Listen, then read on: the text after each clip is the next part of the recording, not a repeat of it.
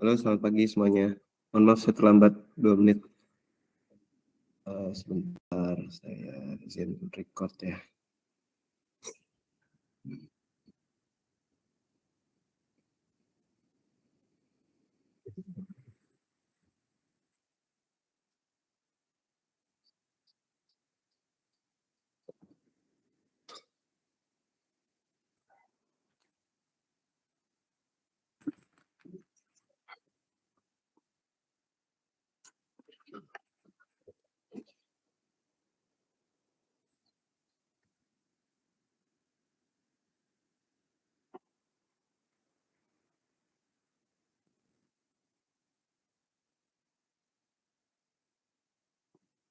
Sebentar, saya ganti kamera dulu.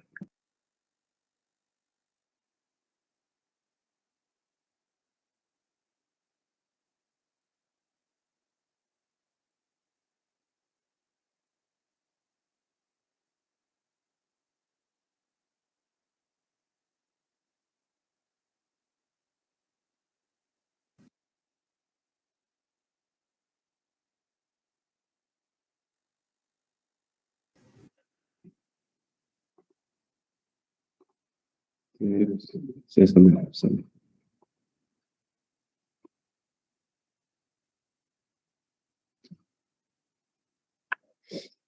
izin record ya teman-teman.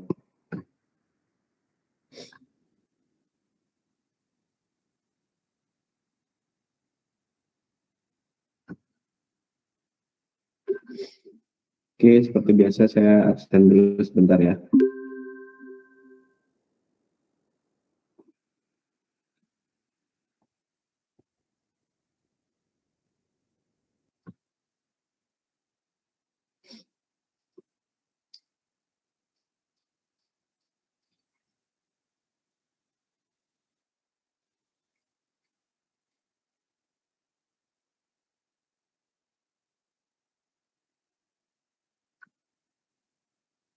Oke, Kak Eka Putri Lestari.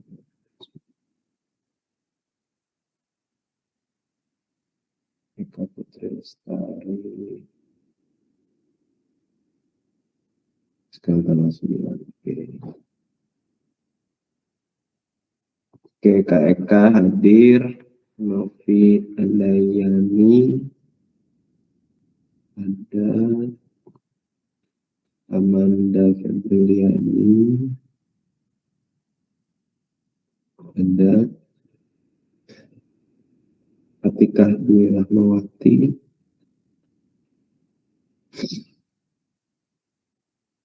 ada. Jody Arya Jati ada.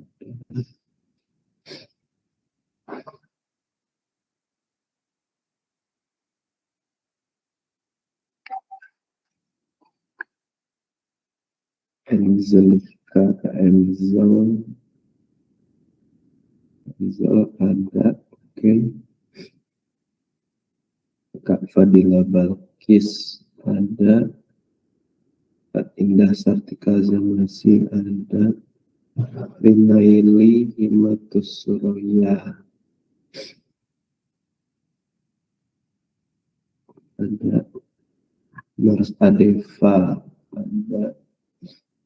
Kak Lydia ada. Kak Puji Suci Aulia ada. Putri Permatasari ada. Radik Ramadan ada.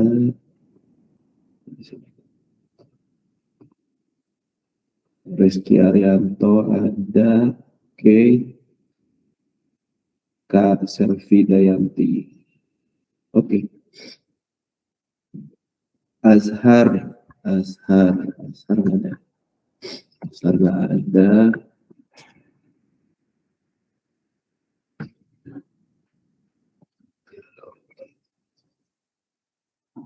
Terus Sarah Fadila belum ada.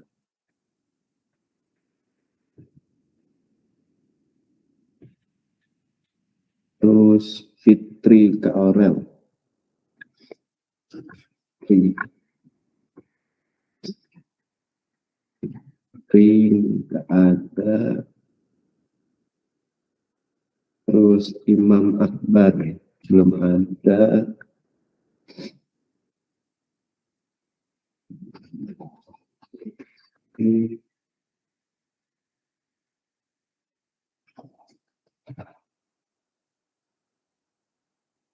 Leoninda belum ada.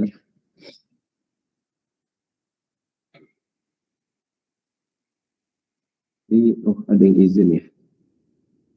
Oh, Kak Aziza Fida izin.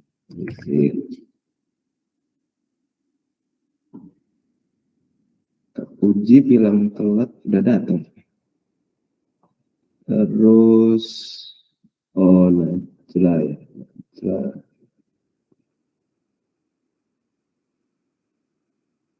Kak Najla memang halangan hadir. Oh ini. Oke.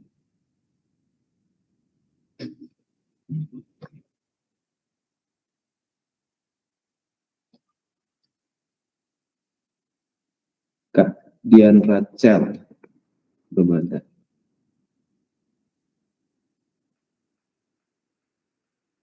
Terakhir Heres Iksanurijal berada juga. Oke. Oke. Berarti yang belum hadir itu tadi Kak Azhar Azani, Sarah Fadila, Fitri Aurelia, Imam Akbar Mutakin, Leoninda, Dian Rachel, sama Heres Iksanurijal. Oke.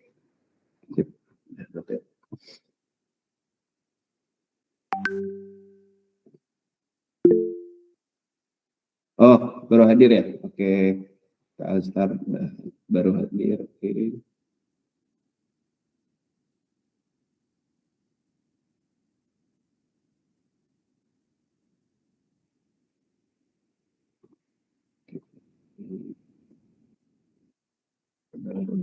Oke, sip.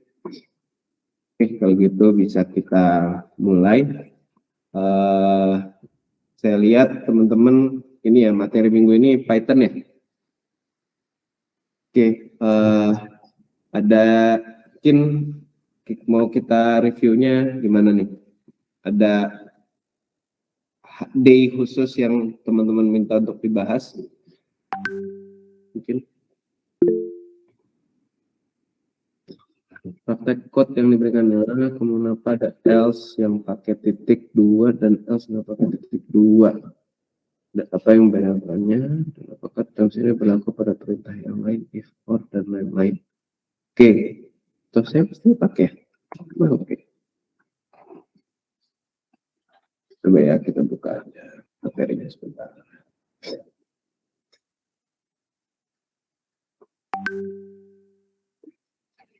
Akses materi dan tugas.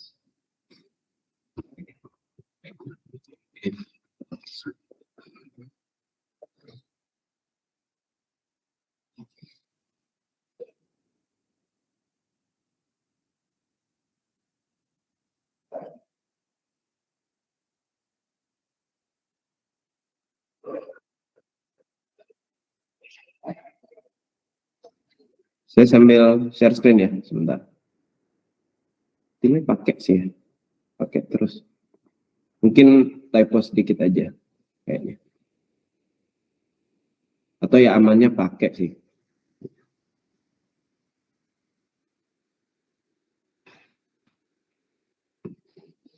Ini kan pakai. Ini bukan titik 2 yang dimaksud. Pakai sih intinya ya. Tapi kalaupun pernah dicontohin nggak pakai ya titik 2 1 kan sebenarnya nggak besar ya effortnya gitu. Jadi lebih baik saran saya pakai juga. Dan jadi semua baik yang disebut tadi juga if, for, semuanya juga sama sih pastinya. Semuanya pakai titik 2 ya.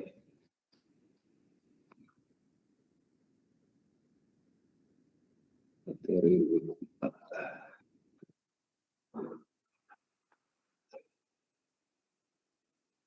Di materinya kah? Nggak ada maksudnya? Nggak ada titik duanya?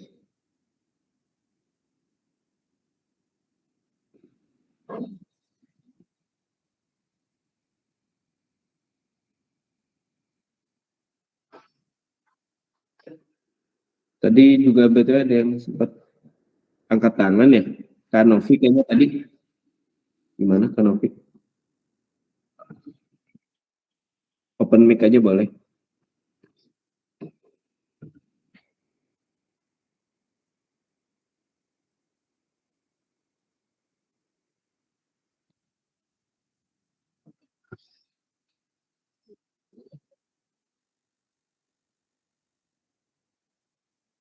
Ini juga pakai di materi. Else titik dua.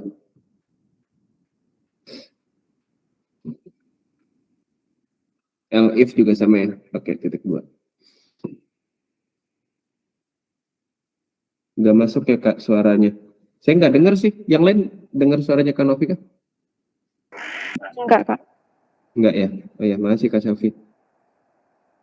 Ya nggak masuk Kanovi, boleh tolong diulang?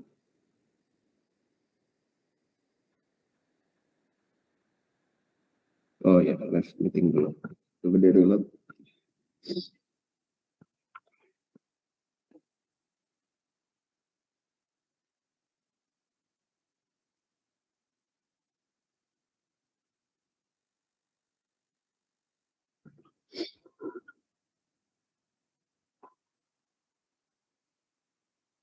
Waktu praktek kemarin Kak Arif ikut yang nggak pakai titik dua. Oh, oke. Ya mungkin daripada bingung, saran saya udah amannya sih pakai titik dua aja ya. Daripada ntar juga orang yang terusin ntar bingung gitu. Jadi lebih baik sih ya karena cuma titik dua, saran saya sih pakai aja ya Kak Rizky ya. Ya kan Novi kalau misalnya nggak masuk suaranya mungkin boleh tolong di chat aja ya, bisa di chat WhatsApp atau di chat di sini.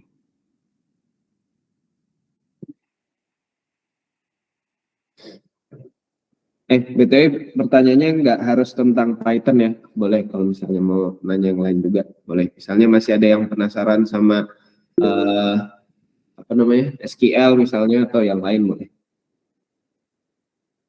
Nge-request ulang materi yang recursion sama classes. Oke, sip.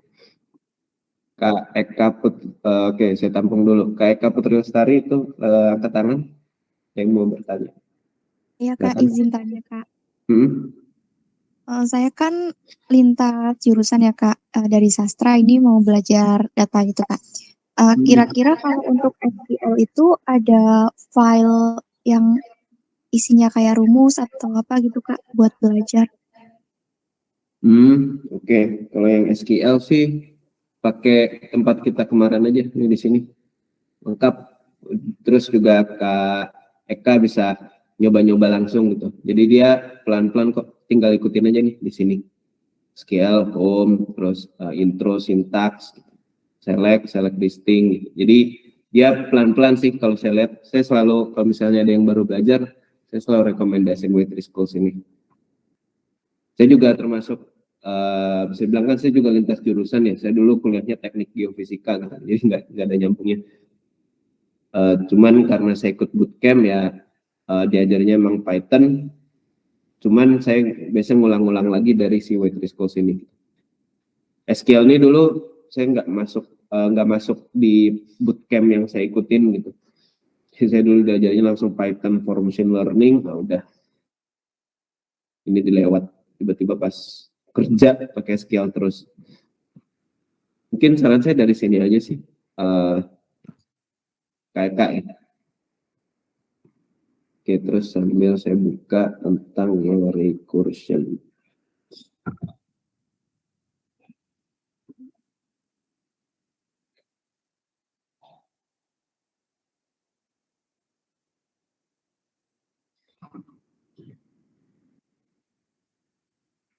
Recursion sama kelas, oke.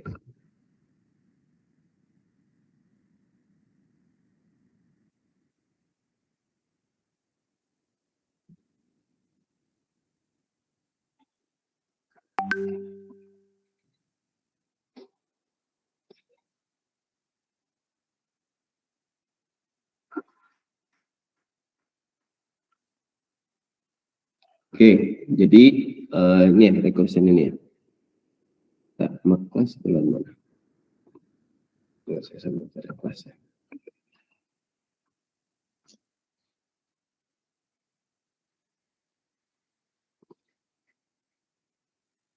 Oke, ini kelas. Oke, recursion dulu.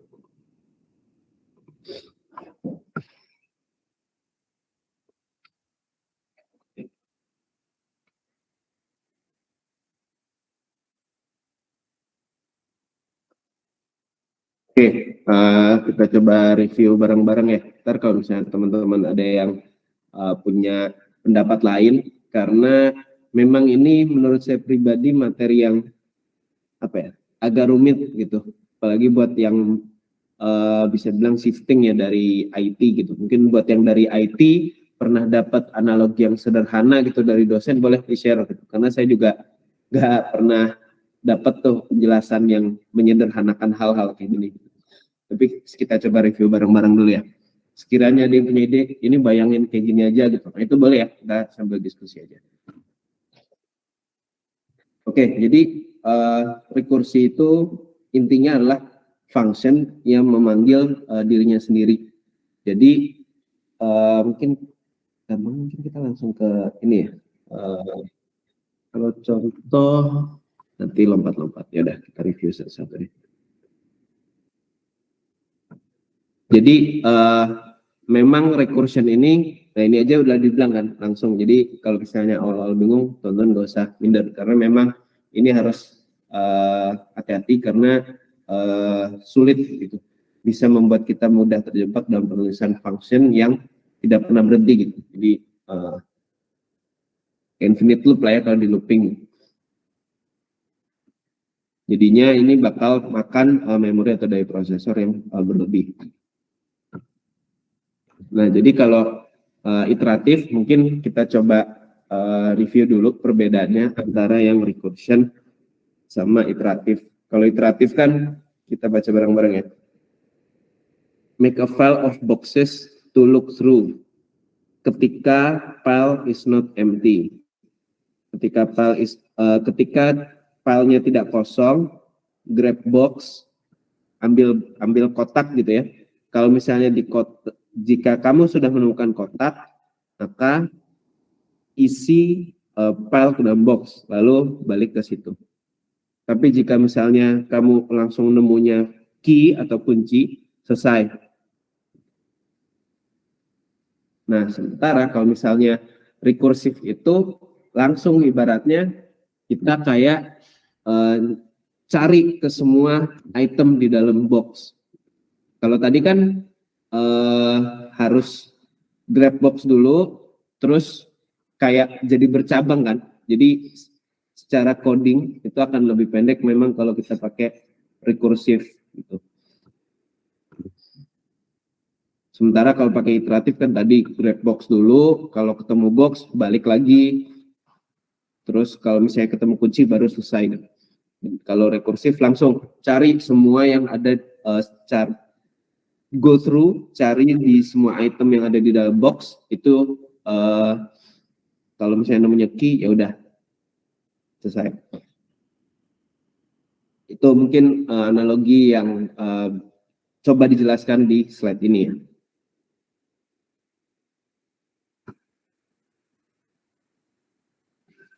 Pada contoh selanjutnya, tree recursion adalah sebuah fungsi yang telah didefinisikan untuk memanggil dirinya sendiri. Jadi memang di Python itu udah banyak function-function yang udah didefinisikan, banyak banget ya. Jadi mungkin kayak function print aja itu kan udah function bawaan, jadi tinggal teman-teman pakai aja. Sama kayak kalau di SQL mungkin analogi function itu ya kayak group by sampai freeze dan sebagainya.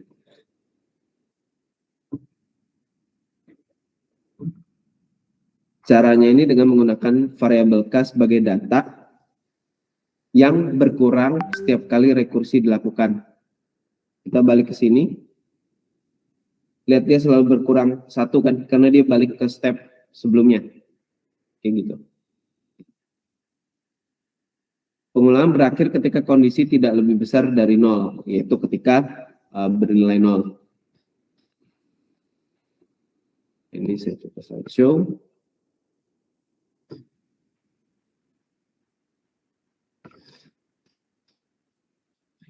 Nah ini ya, jadi dia udah didefinisikan. Jika K-nya lebih dari 0, ini di dalam function, teman-teman harapannya udah memahami function. Jika K lebih dari 0, maka resultnya ini K ditambah tree recursion tadi. Selain itu, resultnya ya resultnya 0 aja.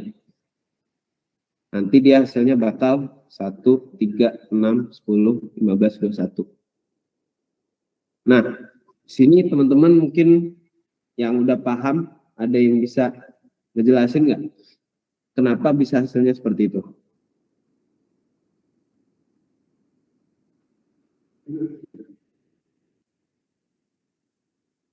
Ini ceritanya dimasukin tree recursion ini 6 ya.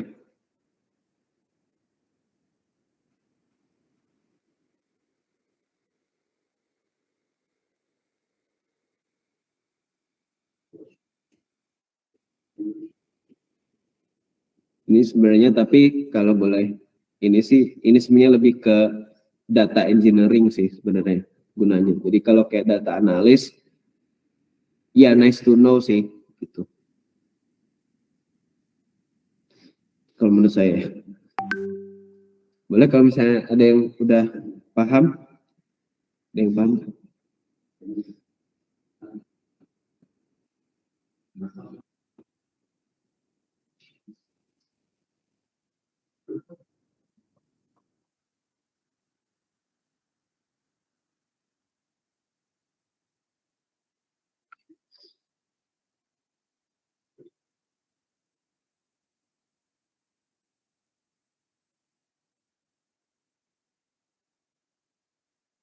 Terus saya mungkin tunjuk satu orang ya yang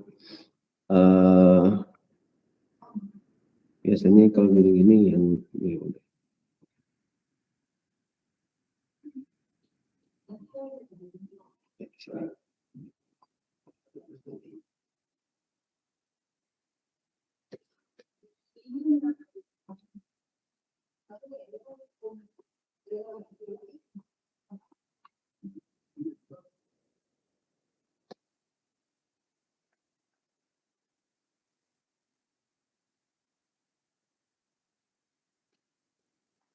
Saya stop share dulu.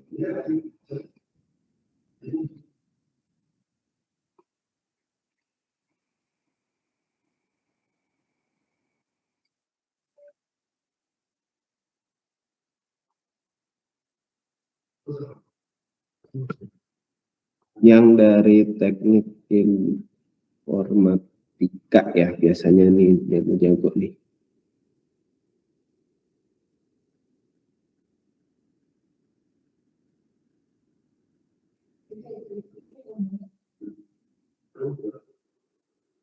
Kak Lydia mungkin bisa share.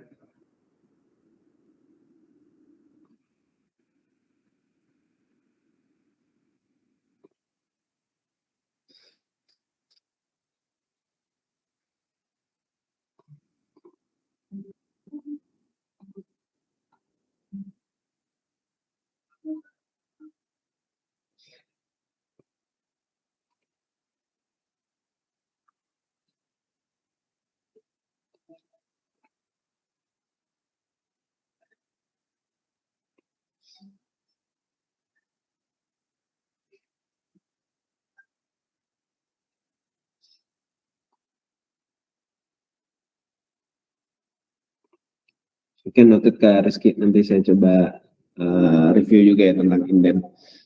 Ini tentang rekursif, ada yang bisa bantu nggak?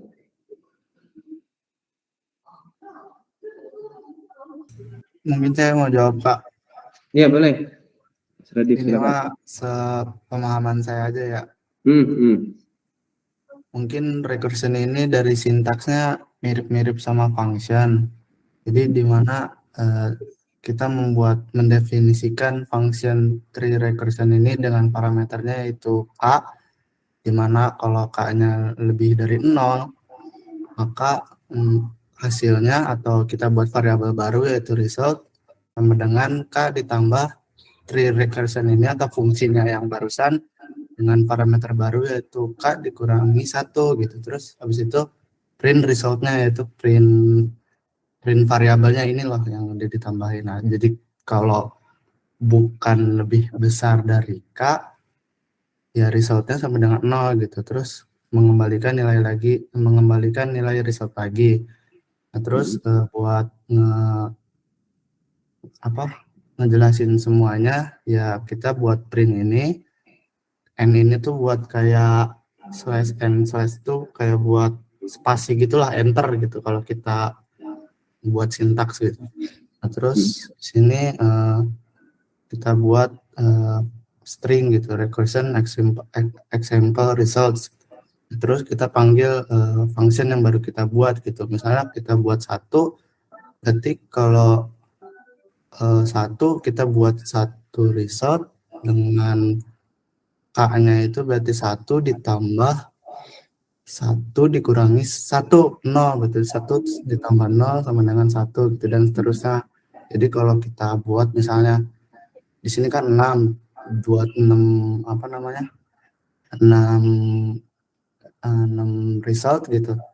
Kalau kita buat 7 nanti ada 7, hasilnya berarti 7 ditambah 6 gitu, karena 7 dikurangi 1 sebelumnya dikurangi 1 itu berarti 7 dikurangi 1 berarti 7 ditambah 6 itu 12. Bukan, berarti salah deh. Kalau 7 berarti 28 hasilnya. Ya gitulah pokoknya Kak. Terus ya gitu. Oke, makasih Mas Radif. Udah aktif ya, soal Mas Radif nih yang pertama jawab nih. Saya senang kalau misalnya pada aktif. Yang lain mungkin ada yang mau sharing lagi? Ini sih terutama gimana bisa si tree recursion 6 ini keluar hasilnya ini kayak gini.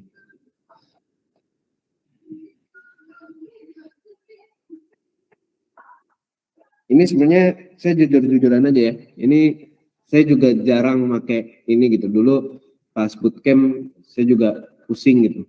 Terus karena jarang dipakai, ya udah lupa-lupa juga. Jarang dipakai sih sebenarnya.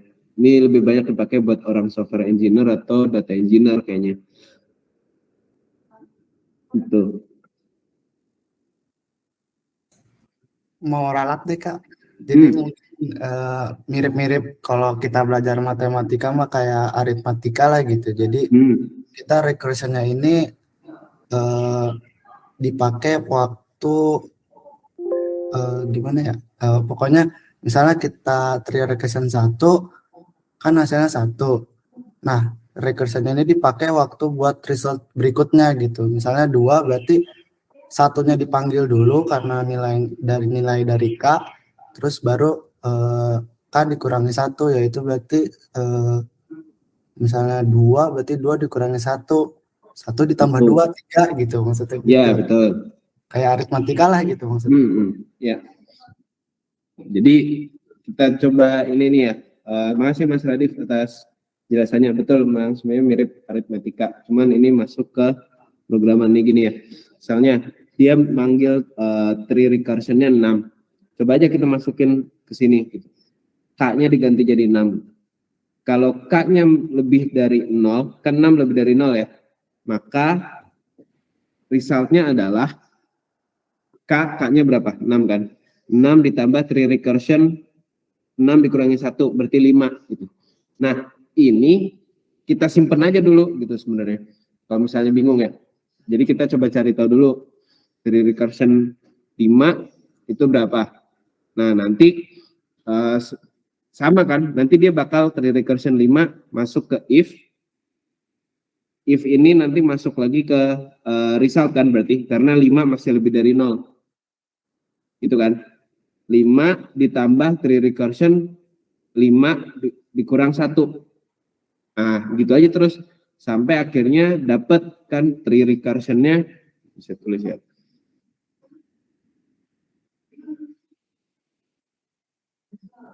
Oke, sorry.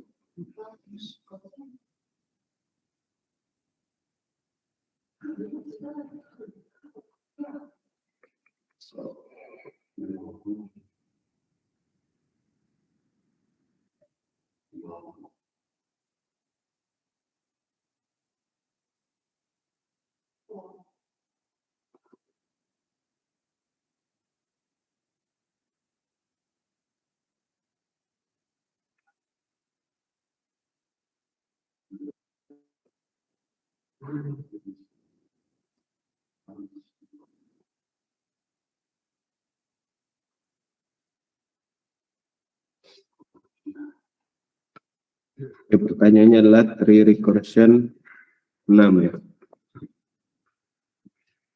Maka 6 lebih dari 0, berarti masih lanjut ya. Ini adalah 6 plus dari tree recursion 6 dikurangi 1, 5. Karena kita belum tahu ini berapa, ya udah. Nanti aja dulu, disimpan aja dulu.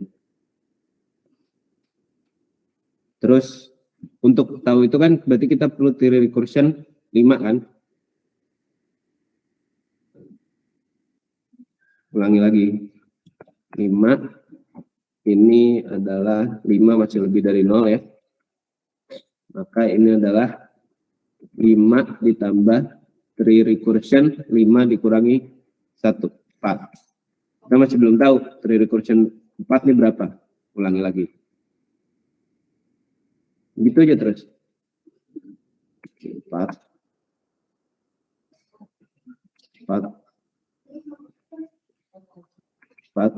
plus 3.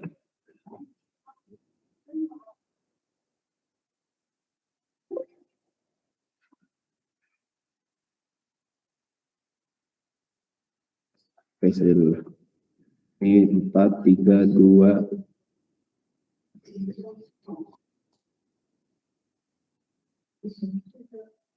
6, 5, 4, 3.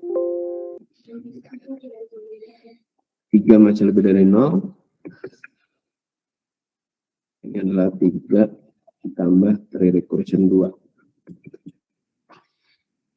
Terus tree recursion ini.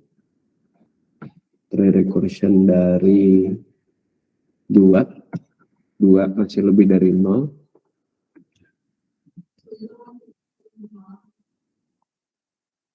2 plus tree recursion 1. Kita masih nggak tahu tree recursion 1 itu berapa. Ini 1 masih lebih dari 0.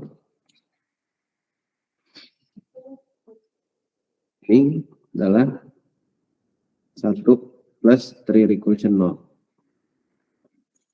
Gitu kan ya, ibaratnya. Nah, tree recursion 0 itu berapa? Nah, 0 apakah lebih dari 0? Enggak kan? Maka ini false. Kalau misalnya false, dia masuk ke yang sini. Resultnya langsung 0. Maka return resultnya 0. Maka ini hasilnya 0. Jadi tree recursion 0 itu adalah 0. Maka barulah kita bisa ngisi ini semua kan. Tree recursion 0 berapa? Tadi 0. 0 ditambah 1, ini hasilnya 1.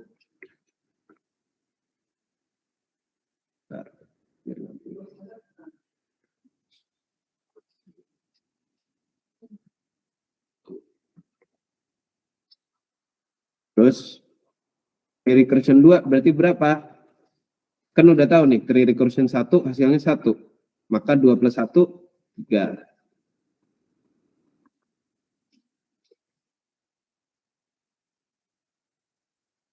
Sebentar, sampai sini dulu sebelum saya lanjutin. Dari sini paham kan nih? Jadi saya emang harus nyari dulu tree recursion 0 itu berapa sih? Gitu. Udah dapat tree recursionnya 0, 0 lebih dari 0 tidak lebih dari 0, maka dia false ya. Maka dia masuknya ke yang else. Else di sini udah disebutkan bahwa resultnya langsung 0. Maka tree recursion 0 sama dengan 0, Maka tree recursion 1 sama dengan 1 plus 0. 1. Ini jangan, ini kali ya, sama dengan deh ya. Ini juga. Oke. Oke, udah dapat. Tree recursion 3 berarti berapa? 3 lebih dari 0, 3 ditambah tree recursion 2. Tree recursion 2 berarti tadi berapa? 3 kan? Maka ini hasilnya adalah 3 plus 3. 6. Gitu. Ini juga sama. Tree recursion 3 tadi berapa? 6 kan? Berarti 6 ditambah 4, 10. Jadi kalau misalnya bingung, masukin aja. K-nya ini diganti sama angka. Lanjut. Berarti tree recursion 5 adalah 5 ditambah tree recursion 4, which is tree recursion 4 sama dengan 10. Berarti 15. Ya. 5 tambah 10. 5 plus.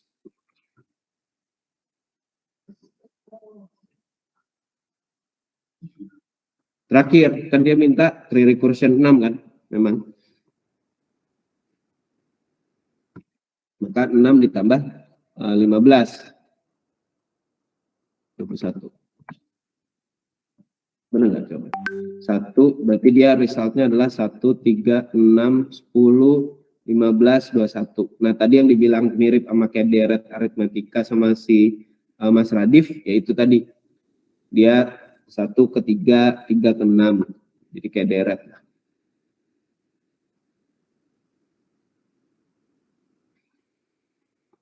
Nih, betul ya. 1, 3, 6, 10, 15, 21. Sampai sini mungkin ada pertanyaan? Kalau ditanya implementasi aslinya di mana, kayak yang tadi saya bilang, saya juga belum pernah pakai semuanya di dunia kerja. Tuh. Jadi ini sebenarnya lebih cocok buat orang data engineer murni mungkin ya. Cuman karena kerjaan saya ya data engineer-nya kebanyakan saya pakai SQL langsung gitu. Cuman ya ini nice to know lah untuk ngebangun logika gitu ya. Jadi in case nanti teman-teman butuh sesuatu, mungkin bisa terus dapat ini ya, dapat petunjuk dari manajer teman-teman. Oh ini bisa pakai recursion. Nah ini teman-teman udah tahu nih. Oh ya dulu pernah tuh diajarin. Tuh nanti tinggal buka, tinggal coba diimplement. Yang penting tahu basicnya sih. Oke ya. Jadi udah paham ya, 1, 3, 6, 10, 15, 21 nih dapat dari kayak gini ya cara perhitungannya.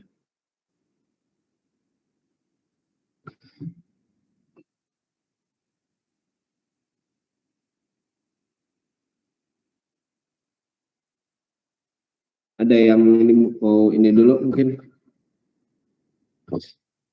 bertanya dulu sampai sini. Saya sambil ngecas.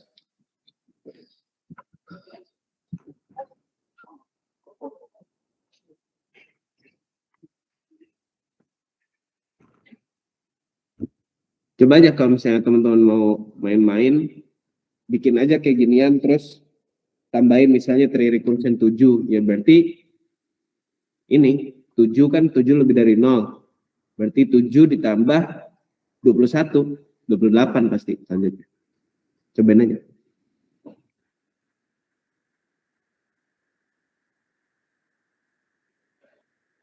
Sampai sini mungkin ada yang mau bertanya dulu.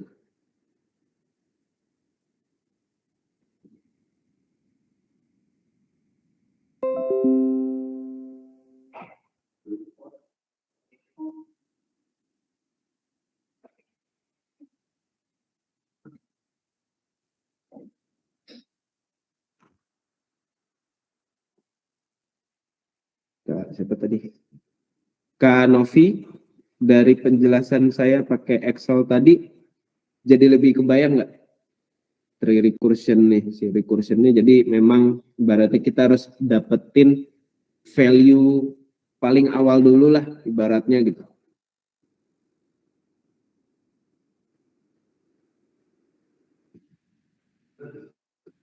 value paling kecil. Nah, ini kan kayak gini nih.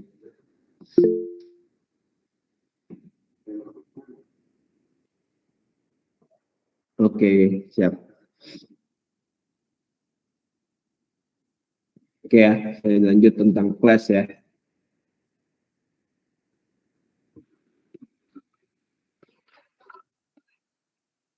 Oke, saya lanjut coba review tentang class.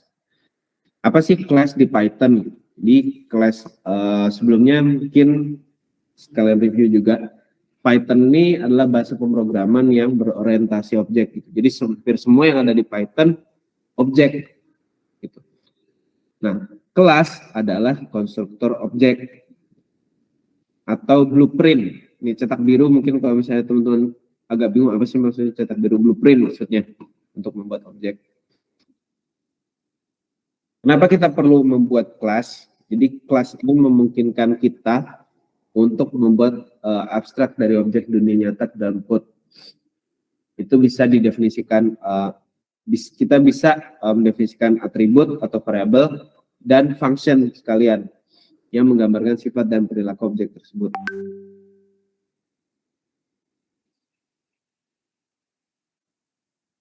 Terus alasan selanjutnya kenapa kita perlu menggunakan kelas itu adalah pengelompokan data dan fungsi. Gitu. Kelas memungkinkan Anda untuk mengelompokkan data atau atribut dan fungsi metode yang berkaitan ke dalam satu entitas yang sama. Jadi ini kalau misalnya teman-teman nanti bekerja, kan teman-teman nggak akan bekerja sendiri. Teman-teman pasti akan bekerja dengan partner, dengan mungkin nanti yang meneruskan pekerjaan teman-teman gitu. Misalnya teman-teman udah senior nih, biasanya teman-teman mungkin akan mentransfer knowledge ke orang yang akan melanjutkan project teman-teman yang dulu. Gitu. Mungkin teman-teman akan di-assign ke project yang baru gitu, yang belum ada yang mengerjakan sebelumnya. Itu kurang lebih kalau udah jadi senior kayak gitu. Nah, gimana caranya supaya kita nggak habis waktu untuk mentransfer knowledge ke orang yang baru, yaitu kalau bisa udah code-nya terorganisir gitu. Ini tapi sejujurnya juga sama. Saya agak masih kurang bersih lah code-nya gitu. Saya tiap code tuh pasti dapat banyak review dari bos saya. Gitu. Karena jangankan dalam masalah penggunaan kelas ya, kita pakai apa tuh namanya? Pakai penamaan aja itu sebenarnya perlu teman-teman pertimbangkan sekali. Misalnya contoh teman-teman punya table gitu, ada table yang sebenarnya masih development dalam artian belum final gitu ya, baru dalam tanda kutip nyoba-nyoba lah development, ada table final gitu. Nah, jadi orang tuh ngerti kalau misalnya di development itu mereka akan expect code-nya tuh banyak gitu, banyak yang di komen-komen, terus mungkin panjang gitu dan nggak bersih. Tapi memang begitu habitnya development. Nanti ketika sudah di final gitu ya, table yang judulnya final, barulah mereka bisa memahami, oh final tuh bersihnya kayak gini, tapi untuk jadi seperti ini ternyata ada banyak pertimbangan yang ditulis di development gitu. Nah itu penamaan itu aja sebenarnya perlu teman-teman udah tahu dari sekarang. Itu ya contohnya. Nah itu adalah sebenarnya salah satu untuk mengorganisasi kode dan membuatnya lebih mudah dipahami. Jadi nggak usah, saya belum masuk ke kelas, baru kenapa sih kita perlu menggunakan kelas dan kenapa sih kita perlu mengorganisasi kode. Karena dulu saya termasuk orang yang ya acuh lah ya, karena saya nggak paham urgensinya gitu. Jadi saya pikir kayak ya udahlah yang penting udah jalan gitu. Nah itu buat orang engineer, software engineer, data engineer itu habit yang kurang diterima. Jadi biasanya bakal minta untuk dibersihkan segala macam. Gitu ya. Terus nih OOP, Object Oriented Programming. memungkinkan membuat kelas baru yang mewarisi sifat dan perilaku dari kelas yang sudah ada. Dengan ini dapat menghindari duplikasi kode dan memungkinkan penggunaan kembali logika yang sudah ada. Nah, ini encapsulation, terus segala macam. Mungkin saya ada analogi yang ini lebih tepat. Sebentar ya.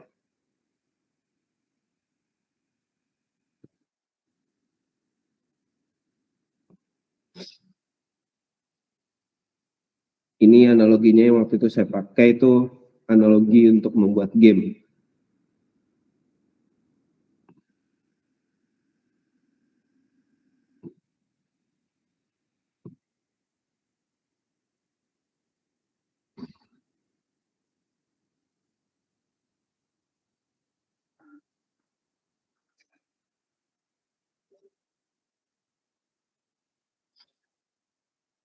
Semoga belum dihapus sama mentor yang terusin.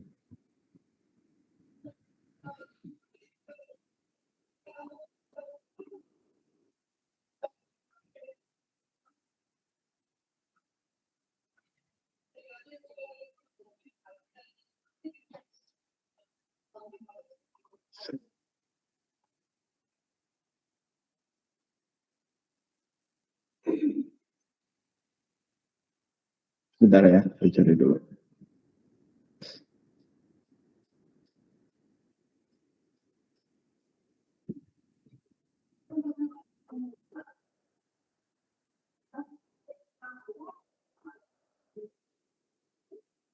Nah, untung belum dikerjain.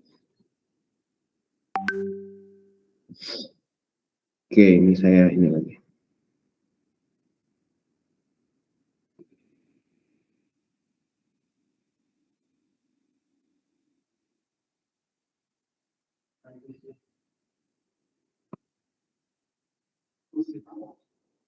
Sebentar, ini saya bersihin dulu deh.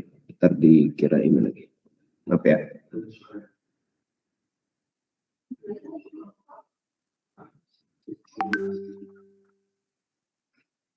Soalnya ini dari perusahaan tempat saya part-time di lainnya. Tapi saya yang bikin sih. Bentar ya. Saya pindah-pindah dulu, biar aman.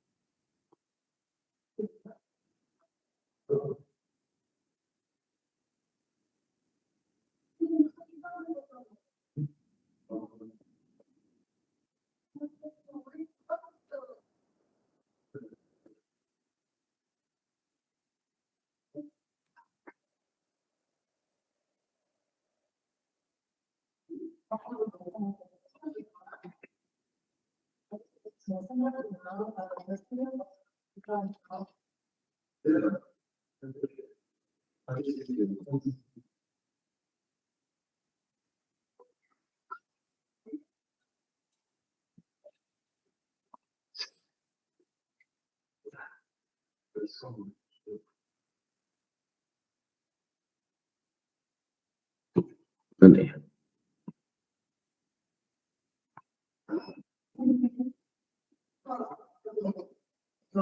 Nah, udah gini aja deh.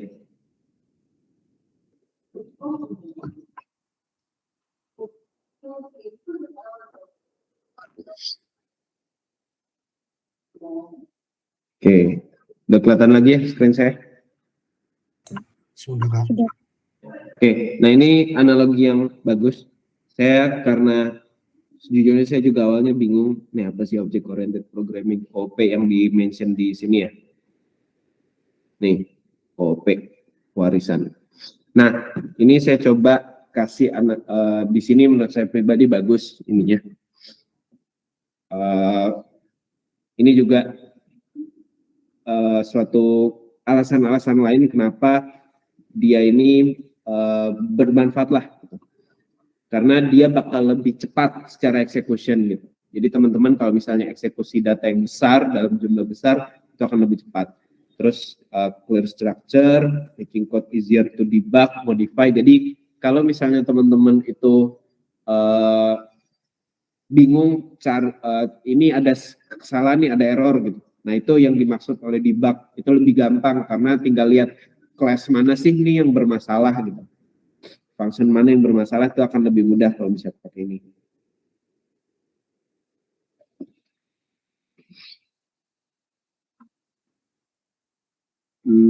Mana nih? Nah, ini adalah prinsipal pertama dari object oriented programming, yaitu pakai encapsulation. Nah, ini ya, bacanya mungkin dari sini. Kita bisa, saya akan coba ngejelasin pakai computer game. Kan kita kalau misalnya teman-teman main game, saya mungkin pakai contohnya apa ya, The Sims deh, The Sims atau GTA ya, GTA San Andreas mungkin kalau yang cowok yang tahu ya, kalau yang cewek atau zaman sekarang mungkin karena kita gap umurnya udah mungkin jauh, mungkin GTA 5 ya atau GTA 4. Nah, itu segala macam, pokoknya setiap apapun game sebenarnya kan bakal punya main karakter atau hero. Nah, hero itu punya variabel-variabel kayak nama dia. Kalau teman-teman main GTA, buat yang masih muda mungkin nggak tahu, misalnya apa ya, atau kayak Crash Bandicoot atau misalnya kayak Super Mario Bros. Nah, itu kan ada Mario, Luigi, itu kan itu game yang cukup umum ya, mudah-mudahan semua pada tahu. Itu kan nama udah nggak bisa diganti. Si Mario mau teman-teman namain Zaki nggak bisa. Gitu. Hanya itu adalah variabel name, outfit, hair color, skin color, itu semua udah define lah. Gitu. Terus mereka akan punya methods. Methods ini mereka bisa nyerang, mereka bisa jalan, mereka bisa lari, mereka bisa talk, gimana. Nah, ini semua nggak ada yang bisa dimodified gitu. Misalnya si Mario, dia kayak gimana dia mukul, kayak gimana dia lompat, itu udah pasti seperti itu. Itu tidak bisa dimodifikasi. Tapi dia juga punya mungkin variabel variabel health and method called damage. Nah, ini bisa dimodifikasi oleh objek lain. Contohnya misalnya kita dia punya health sama damage gitu. Jadi health-nya misalnya tadi health-nya 100% itu bisa berubah ketika itu diserang atau ketika itu nyerang gitu.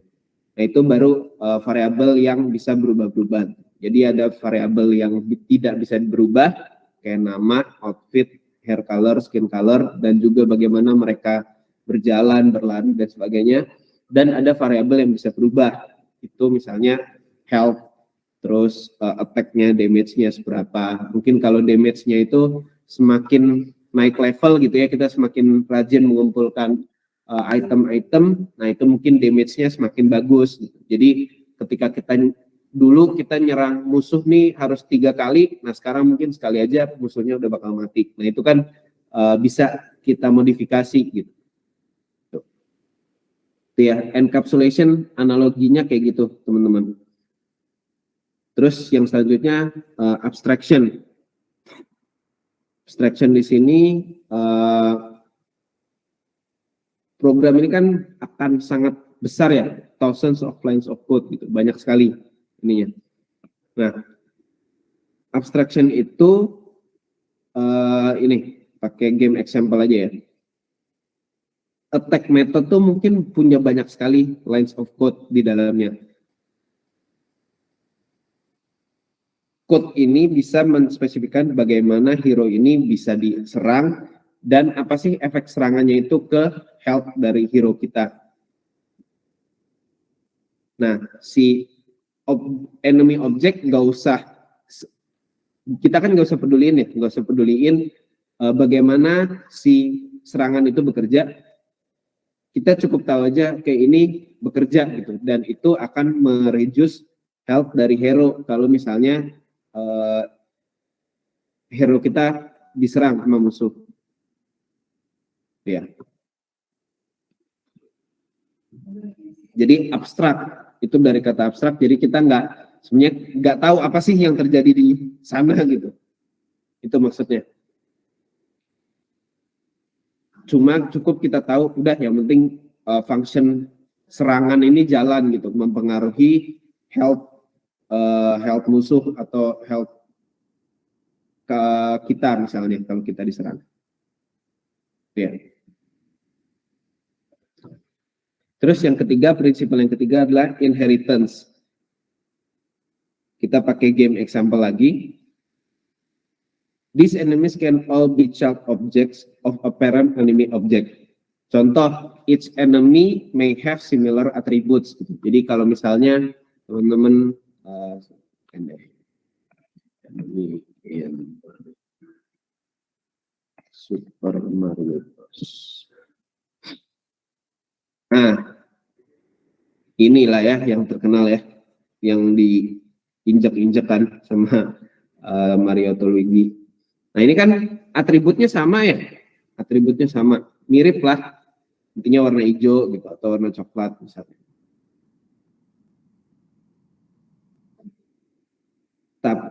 Tapi bisa juga dia punya different atribut, seperti outfitnya tetap berbeda, weaponnya mungkin berbeda.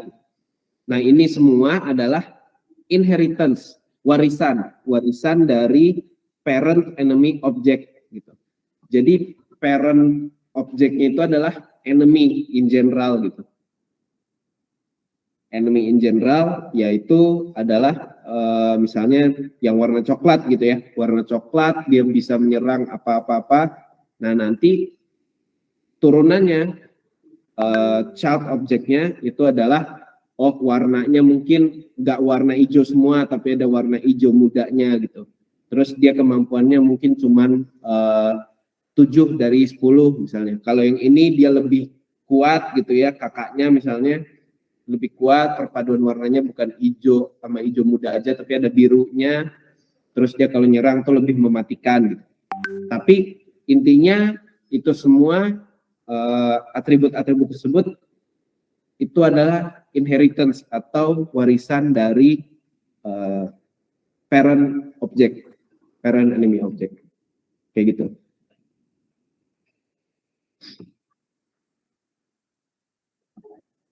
Jadi ini sebenarnya parent enemy objeknya sama nih, misalnya warna hijau sama warna coklat, gitu misalnya. Tapi kan dia tetap beda-beda ya ininya. Oke, yang terakhir adalah polymorphism. Nah, ini sebenarnya mirip sama si inheritance, cuman dia prinsip yang sedikit berbeda. Jadi saling berkaitan lah antara si polymorphism sama inheritance. Polymorphism gives us a way to use an object exactly like its parents, but keeping its own methods. Gitu. Jadi contoh misalnya tadi dia punya dia inherit bagaimana metode attack-nya, tapi dia dengan caranya sendiri gitu. Mungkin kalau di sini ya.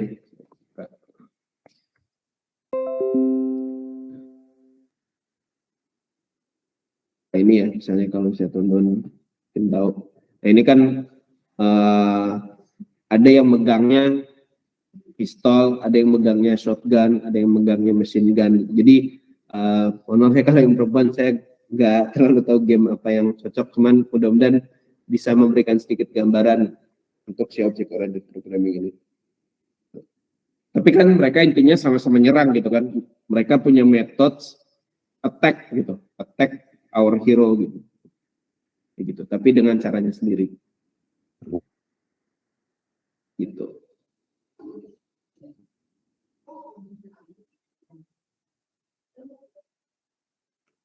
Nah, balik lagi kalau misalnya ada yang nanya, ini kan ini encapsulation yang tadi saya jelasin ya. Nah, ini mungkin contoh create class sederhananya. Kita punya class my class, isinya X sama dengan 5.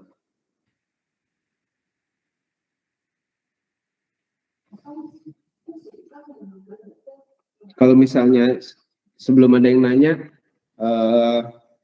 mungkin saya tekankan lagi ya, kalau ini sebenarnya saya juga masih jarang pakai, cuman ini jadi wawasan baru aja ya buat teman-teman semua. Keep in mind bahwa ya kurang lebih ketika teman-teman one day itu kerja, oh object oriented programming, oh yang itu ya gitu. Nah itu aja. Jadi nggak usah down kayak, waduh susah banget deh jadi data analis gitu. Ya, jadi poin saya jangan sampai ini membuat teman-teman down. Itu belajar yang lain banyak juga hal-hal penting yang perlu teman-teman pelajari.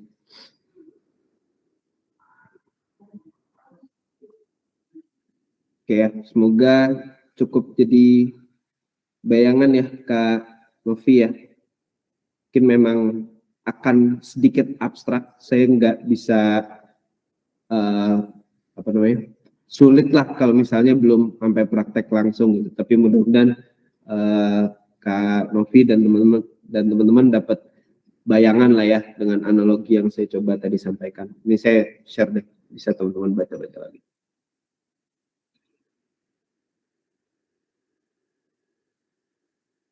Bisa dibaca-baca lagi, ingat aja analoginya kalau kayak dulu main game, teman-teman bayangin tuh, oh saya dulu main game ini, berarti encapsulation-nya di mana ya, inheritance-nya di mana ya, abstraction-nya apa ya, gitu.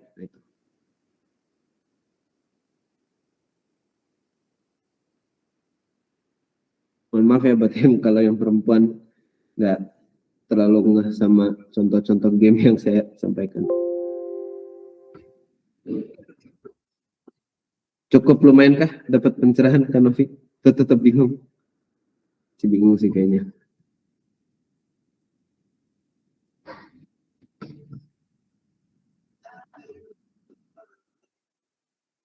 Oke, siap.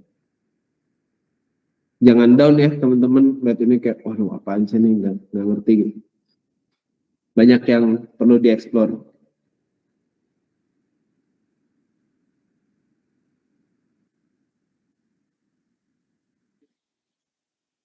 Oh iya, sambil ngobrolin ini, kan saya ada grup mentor ya. Saya tadi baca-baca gitu, ada menti di ini lain, di kelas lain, bilang, ya udah kak saya pakai chat GPT aja gitu. Kau tanggapan teman-teman gimana? Sini kita santai aja ya, buka-bukaan. Habis ini saya bakal menjelaskan sesuatu. Ada yang pakai chat GPT nggak di sini ngerjainnya?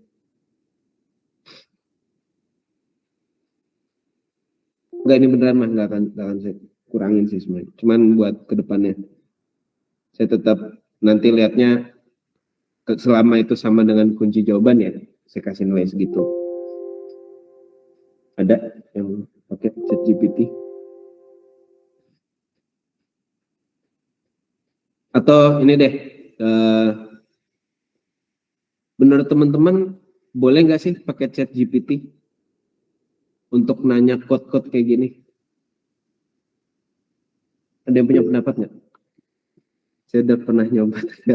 Ya oke, itu chat GPT yang langsung ya? Maksudnya yang ngechat ya?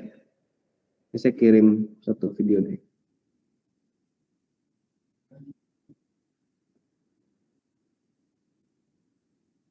Enggak kak, kalau saya sejauh ini tanya teman, oke. Ini ya, karena saya masih nyimpen.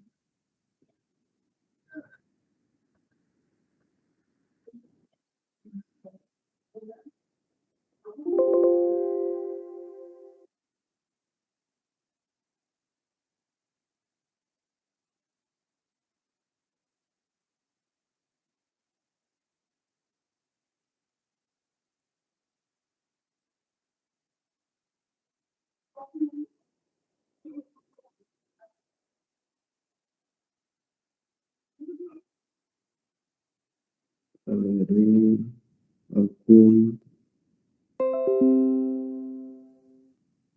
trash.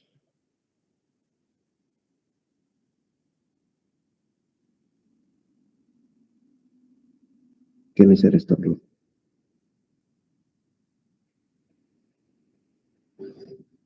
Ini saya share sesuatu ya di grup WhatsApp. Silakan buka WhatsApp. Bentar, masih dalam proses share.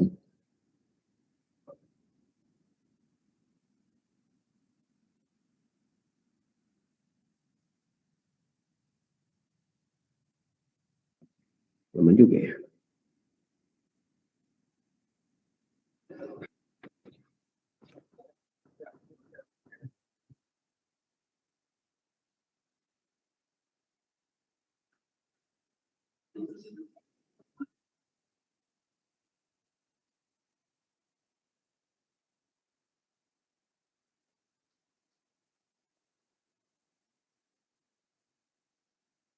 Nah itu yang video pertama udah kekirim.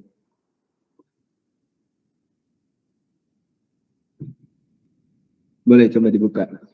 Tanggapan teman-teman apa? Saya pengen tahu. Ini kita sambil ice breaking aja ya, biar nggak.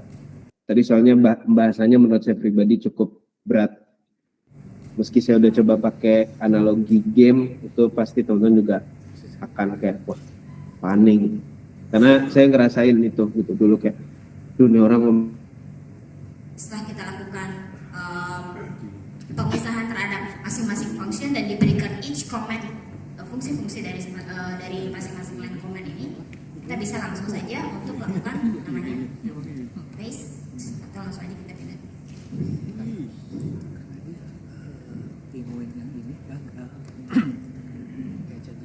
Sangat mudah menggunakannya, dan mungkin dari teman-teman developer di sini sudah banyak yang tahu bahwa Copilot GitHub itu memang sekarang sedang masa free trial, teman.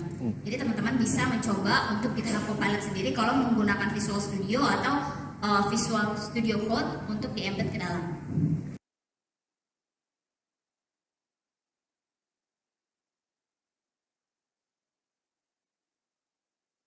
Ini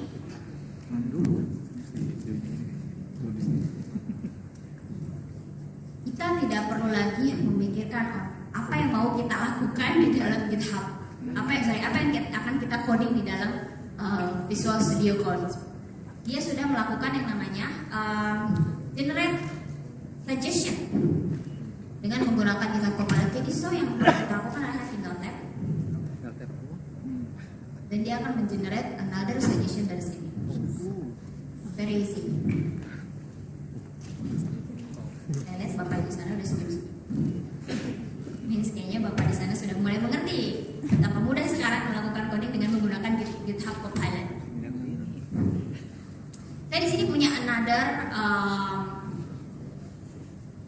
coding contoh. Okay. Sebenarnya dari sisi saya sendiri adalah bukan programmer tapi beberapa orang panggil saya adalah ChatGPT programmer. Kenapa? Yes, benernya adalah dari sisi ChatGPT itu kita bisa generate sampel-sampel code dan lain sebagainya. Tapi di sini very unique. Saya mendapatkan coding mengenai regex dan lain sebagainya. Terus saya nggak ngerti regex ini untuk apa. So let's see how GitHub Copilot explain this.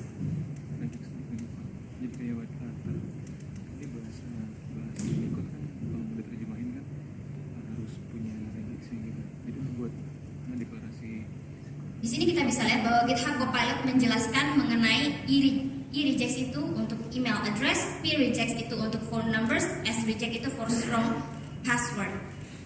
Jadi ketika saya misalnya seorang programmer yang ditinggalkan oleh seniornya di dalam sebuah perusahaan seperti itu, dan saya dapat legacy seperti ini adalah sesuatu yang sangat sulit saya pahami. Saya tinggal menggunakan Copilot untuk menjelaskan work dari masing-masing coding tersebut terhadap aplikasi existing yang saat ini ada.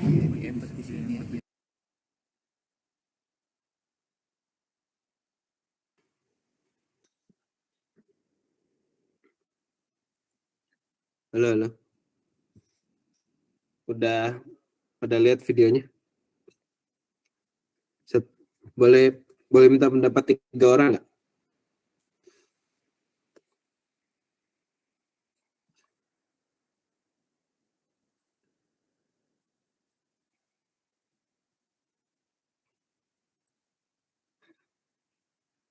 boleh di chat. Tapi kalaupun tadi udah sempat ngirim di chat, ini ya, coba di copy lagi karena saya baru masuk.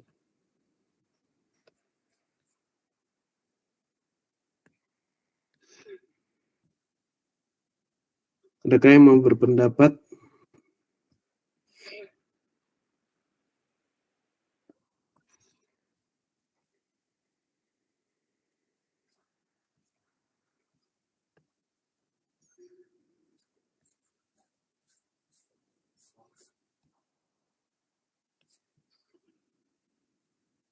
Atau nggak ngerti itu videonya tentang apa?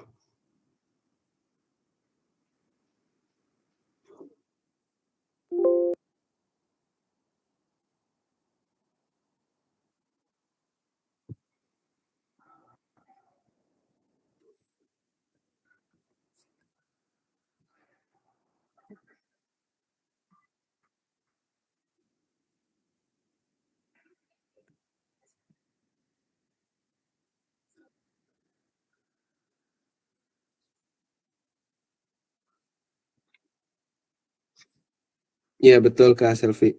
Itu betul, itu inti videonya.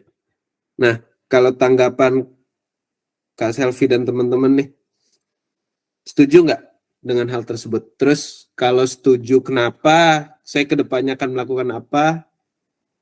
Kalau nggak setuju, kedepannya teman-teman akan melakukan apa?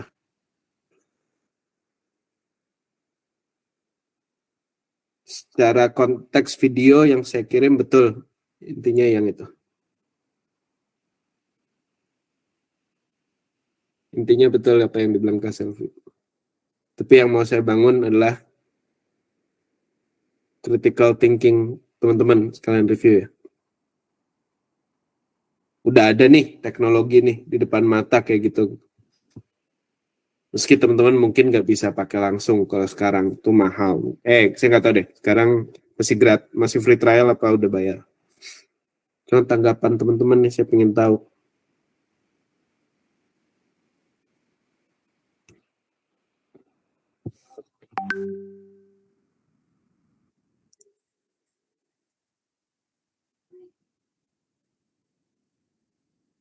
Kalau bisa open mic aja.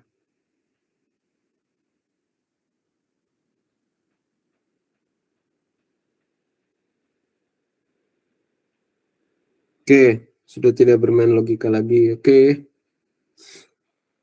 Masih Kak Selfie. Iya betul. Ya, betul ya apa kata Kak Rizky, betul. Lanjut, ada lagi mungkin satu lagi kalau bisa terakhir 3 orang.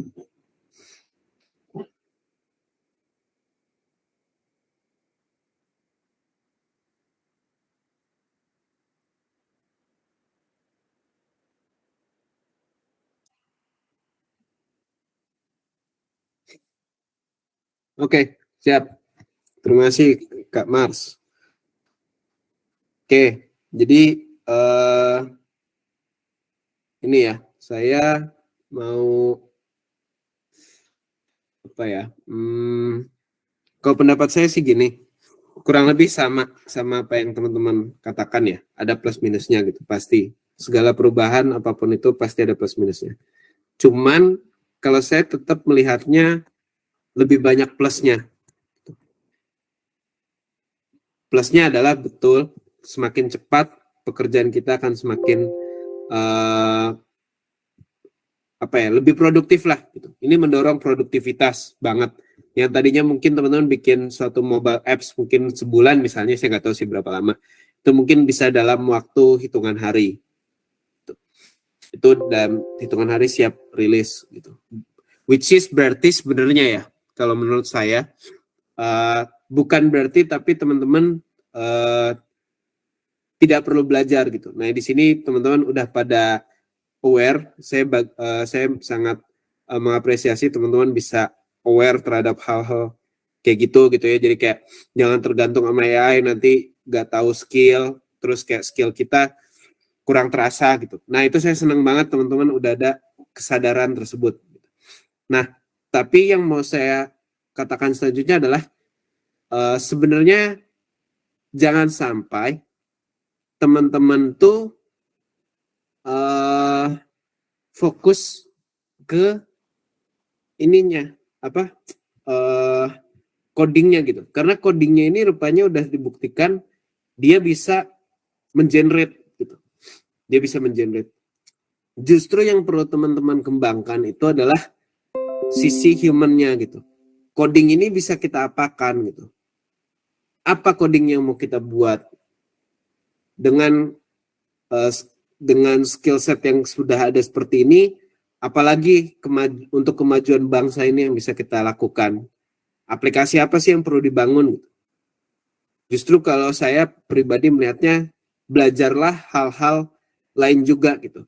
Jadi tetap perlu belajar coding. Saya nggak bilang nggak perlu, karena tentu perlu, kayak yang tadi mungkin sempat di-mention Mas Rizky, belum tentu juga dia nih bisa langsung jalan code-nya gitu. Jadi kita tetap perlu belajar supaya kita bisa mereview, kita bisa merevisi gitu ya. Kita bisa mengedit sesuai kebutuhan kita. Kayak gitu. Jadi secara belajar tetap perlu, tapi mungkin yang dulunya bisa harus fokus, misalnya ya, saya nggak tahu total orang belajar coding itu berapa jam. Misalnya yang tadinya perlu 100 jam untuk belajar coding, ya mungkin sekarang tinggal 50 jam saja mungkin ya. Kembangkanlah kreativitas yang lain gitu. Contoh di sini teman-teman terassign dalam masalah lingkungan. Makanya itu adalah materi-materi yang pertama dibahas gitu. Data-data apa sih yang perlu dilakukan, yang kita collect untuk keperluan lingkungan, collect-nya dari mana gitu. Kalau untuk analisis data itu sudah semakin cepat. Mereka generative AI ini udah makin pintar. Nanti FYI-nya teman-teman bakal one day ya, saya nggak tahu kapan dirilisnya. Cuman si generative AI ini akan di-embed ke setiap Microsoft produk. Waktu itu Microsoft datang ke kantor saya langsung. Emang dia kayak udah promosiin gitu, namanya Microsoft Copilot. Jadi semua mau Microsoft Word, mau Microsoft PowerPoint, mau Microsoft Excel, itu semuanya udah ada generative AI-nya. Buat apa tuh Kak? Buat misalnya untuk Microsoft Word, saya mau bikin dokumen, merefer ke dokumen lama. Kita upload aja dokumen lama, terus kita bilang, tolong buatkan dokumen baru, merefer ke dokumen ini, udah, nanti dia akan bikin sendiri dokumennya, kita tinggal ngedit. Tapi tetap pilotnya tuh kita, ya, kita yang harus ngecek, kita yang harus tahu apa sih yang mau kita lakukan gitu. Nah masalahnya, kalau yang saya lihat ya, sorry to say, cuman kadang orang tuh suka sibuk sendiri dengan codingnya gitu, tanpa aware misalnya hal-hal yang sebenarnya cukup sederhana. Dan ini saya nggak mau ini kejadian buat teman-teman, kayak misalnya memprioritaskan pekerjaan. Itu saya udah berkali-kali, udah cukup kenyang saya di kantor, tiba-tiba dapat misalnya tugas untuk membuat 5 dashboard gitu. Gak ada tuh ucapan kayak prioritas 1 ini, prioritas 2 ini, prioritas 3 ini gitu. Gak ada, harus saya yang nanya gitu. Ditanya pun jawabannya suka tidak jelas gitu, teman-teman. Suka jawabannya ya itu sebisanya sajalah gitu. As soon as possible gitu. Nah itu bukan salah orangnya sih, cuman memang udah terbiasa aja kayak gitu. Nah ini adalah hal-hal yang perlu teman-teman bangun dari sekarang, dan menurut saya pribadi itu nggak kalah penting dari coding gitu ya. Itu yang perlu teman-teman tekankan. Gimana sih cara memprioritas pekerjaan? Terus dari hal-hal kayak gitu, mana yang impact-nya apa sih dashboard ini gitu. Terus misalnya dashboard ini sebenarnya bisa dikelompokkan dengan dashboard yang di request orang lain lagi gitu, biar jadi satu, kita nggak rework. Nah itu hal-hal, makanya materi critical thinking tuh diberikan paling pertama gitu, ya. Tapi tetap di sini teman-teman, kalau misalnya coding tetap kalau bisa paham fundamentalnya. Jadi ketika one day itu perlu gitu ya, barulah teman-teman bisa dalam tanda kutip mungkin bolehlah, kalau menurut saya pribadi ya, bolehlah minta draftnya gitu ke ChatGPT atau ke generative AI itu, tolong buatkan object oriented programming untuk ini pakai data ini gitu, data dummy misalnya. Jadi nanti teman-teman bisa create lebih cepat, tapi tetap idenya kan awalnya dari teman-teman. Terus kalaupun ada apa-apa, teman-teman yang harus bertanggung jawab, teman-teman yang harus nge-review gitu. Nah itu teman-teman nggak akan bisa melakukan itu tanpa belajar dari sekarang ya.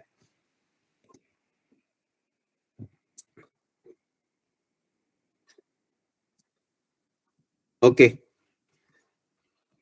Cukup dalam hal ini menurut saya pribadi cukup sih. Semoga teman-teman ini ya nggak down.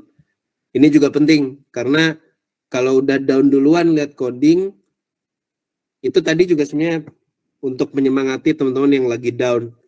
Kalau ada teman-teman yang kayak, waduh, udah saya nggak akan mungkin nih jadi data analis gitu. Sulit sekali codingnya gitu. Nah itu saya kasih itu juga sebenarnya untuk menenangkan teman-teman yang lagi down. Jangan khawatir, nanti tuh sebenarnya akan ada copilot yang membantu teman-teman. One day, saya nggak tahu kapan. Ya, jangan down ya. Tetap semangat jalani program ini sampai akhir. Gitu.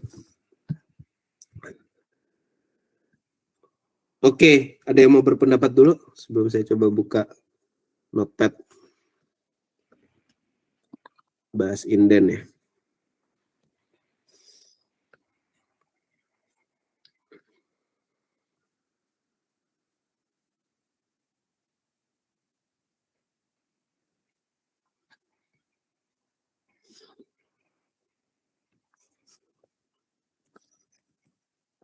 Tadi Mas Rizky ya yang request tentang inden ya?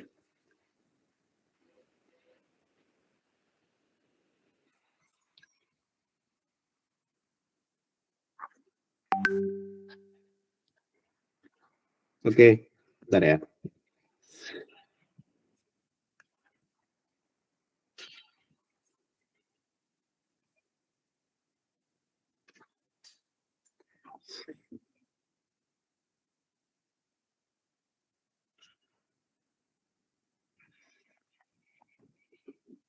Saya coba share screen lagi.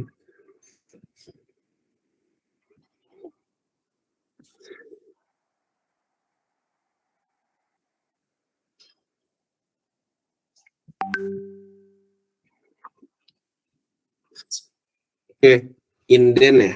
Inden tuh sebenarnya tips dari saya kayaknya nggak usah bingung. Yang penting sebenarnya ketika dia bayangin, teman-teman bayangin bikin diagram alir. Kalau misalnya diagram alirnya itu lagi bercabang, misalnya saya buka di PowerPoint deh.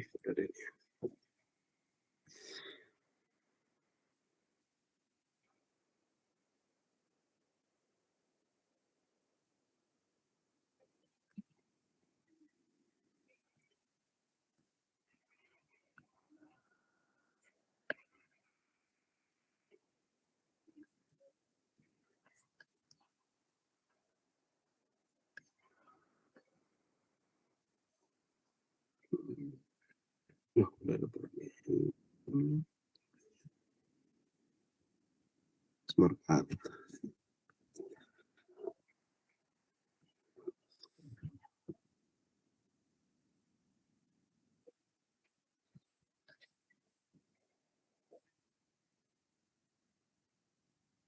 Oke, ini deh. Oke, kan sebenarnya ya kalau misalnya teman-teman mau bikin code itu kan sebenarnya alur berpikir ya. Kalau saya pribadi cukup sering gambarin tuh diagram alir dulu lah ibaratnya gitu. Ini kan misalnya ada if gitu ya, if sesuatu gitu. Kalau true masuk sini. Kalau false masuk sini misalnya. Nah, Pokoknya setiap ada percabangan ini, cabang jadi 2, setahu saya sih inden mestinya. Makanya kalau misalnya teman-teman perhatiin, ketika ada for juga sama kan. Untuk X misalnya sama dengan berapa misalnya ya, selama dia masih segitu, ya dia akan masuk ke proses selanjutnya terus gitu. Kalau enggak dia N. Makanya simpelnya sih biar gampang sebenarnya, itu biar kebayang mana yang harus diinden mana yang enggak, itu bikin dulu mungkin diagram alirnya. Oke, contoh misalnya habis false, misalnya udah nggak ada logic apa-apa lagi, kayak tadi yang recursion tadi, ya udah di N aja, udah kan, yang N tuh pasti nggak inden kan, gitu. True, nah true ini berarti misalnya ada if lagi di dalamnya gitu, if apa maka apa, if yes maka apa, if no maka apa. Nah itu juga pasti sama di dalam suatu mungkin kayak gitu. If apa gitu ya misalnya lebih dari 0 misalnya, titik 2, terus dia kan ada true or false-nya ya. Ini misalnya dia ada lagi percabangan, ya udah if lagi. If apa maka apa. If atau ini else ya.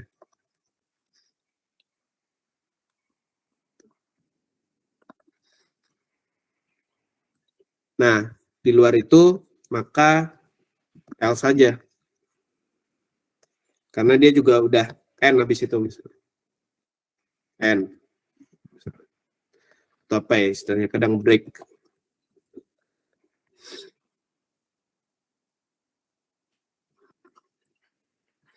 Nah, ini ada kemungkinan saya kadang nulisnya tuh terakhir. Jadi bentuknya begini dulu. If apa A misalnya, else B gitu. Baru saya buka lagi si diagram alir ini. Oh, di sini ada 2 lagi nyabang. Ya udah saya inden lagi. Udah saya bikin, misalnya saya paste di mana dulu gitu ya. Nah, ini tinggal saya pindahin ke sini.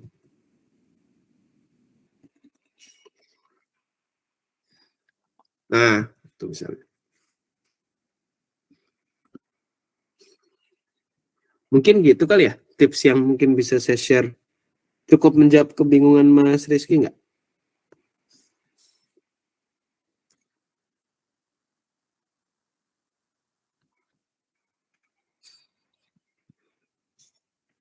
Oke.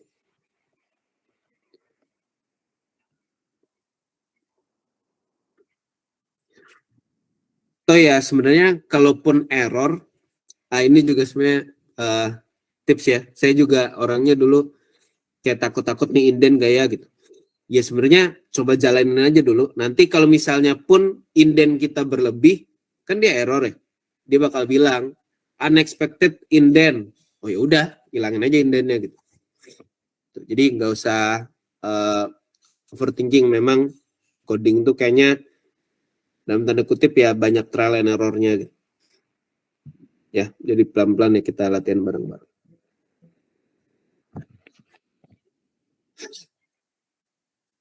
Ada lagi mungkin yang mau bertanya?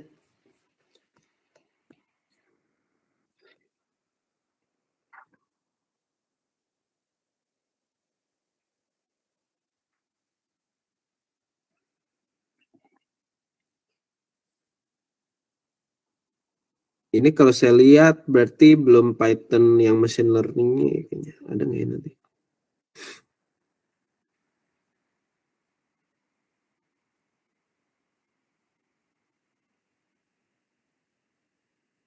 Iya, belum ada.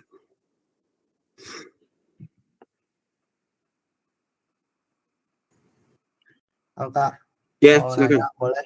Iya, boleh. Mungkin ini di luar materi ya. Nggak Jadi apa-apa. saya mau nanya ya masih tentang Python sih. Jadi kan dalam tugas praktik itu nomor 2 sama nomor 3 tuh kayak disuruh di note nggak boleh menggunakan built-in Python gitu. Nah, boleh nggak sih Kak jelasin kayak built-in Python tuh apa aja? Terus buat ngebedainnya kayak gimana sih gitu. Jadi kan saya juga bingung, kadang ada dikira saya ini function emang yang dikasih dari Python-nya, taunya itu built-in Python gitu. Oke, bentar, saya copy paste.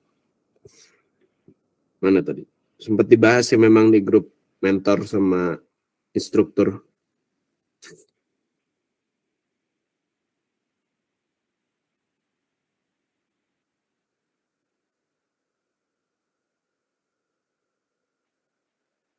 Mana tadi?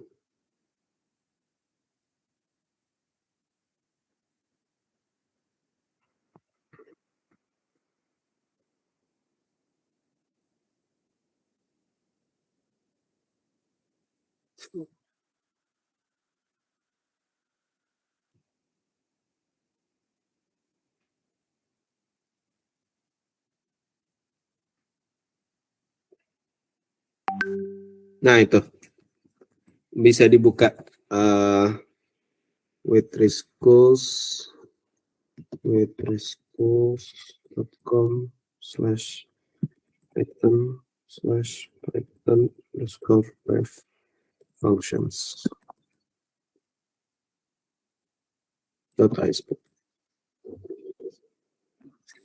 Nah ini yang nggak boleh.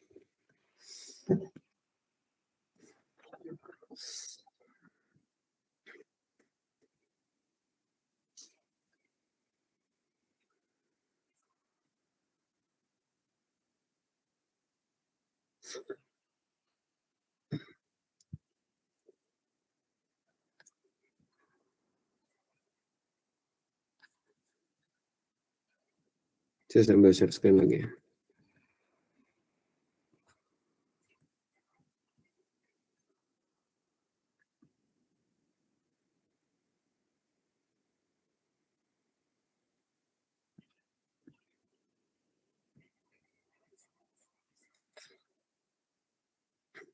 Nah ini yang katanya kalau dari pembuat soalnya jangan pakai ini. Apps, all, any, sc, bin. Kecuali yang print di sini. Nah, print boleh. Hanya print yang boleh katanya.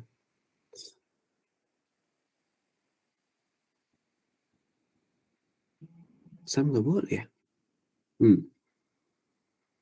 Terus mau pakai apa? Round nggak boleh juga.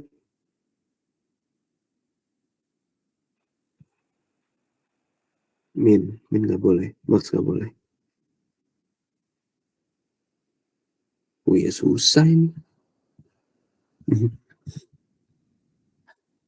Berarti ini yang buat soal dan grade edu-nya mau teman-teman benar-benar memahami fundamental programming nih. Iya Kak, saya juga sempat kebingungan sih sebenarnya harus pakai apa buat ngerjain soalnya.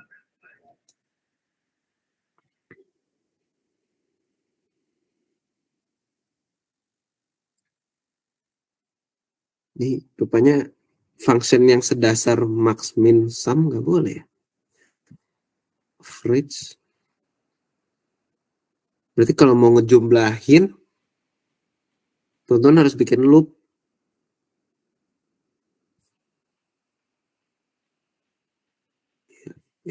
Ya benar. Harus bikin looping.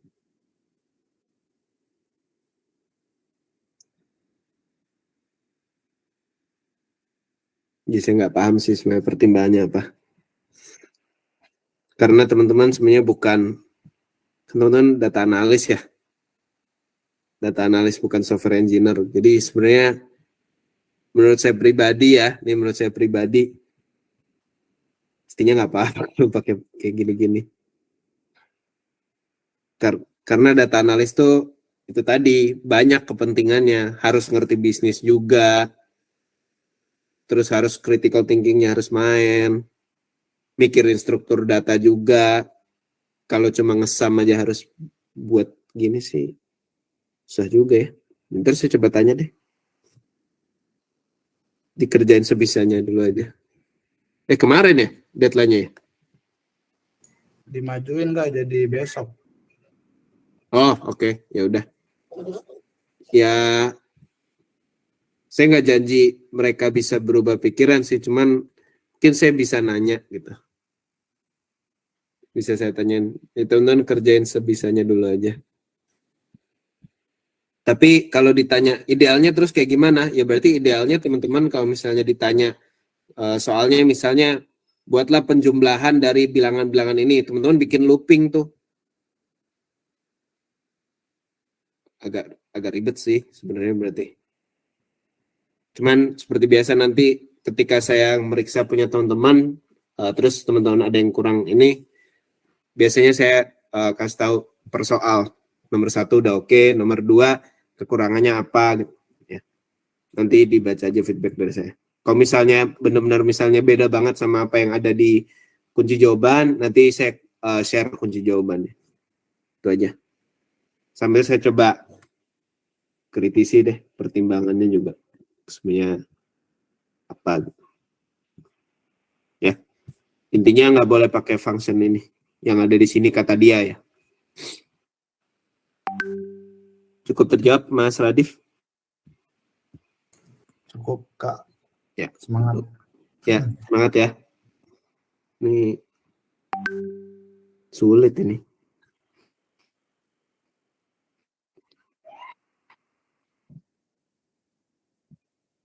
Jujur aja saya kalau ditanya belum tentu bisa. Learn. Hitung jumlah karakter. Nggak pakai learn saya nggak tahu sih. Jujur aja. Nggak tahu saya juga.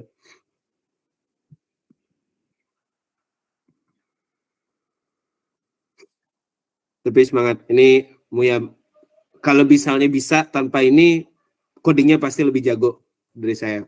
Pasti. Saya emang nggak terlalu pingin expert di coding sih. Saya lebih senang tertarik ke bisnisnya soalnya. Semangat ya teman-teman. Ada pertanyaan lain mungkin?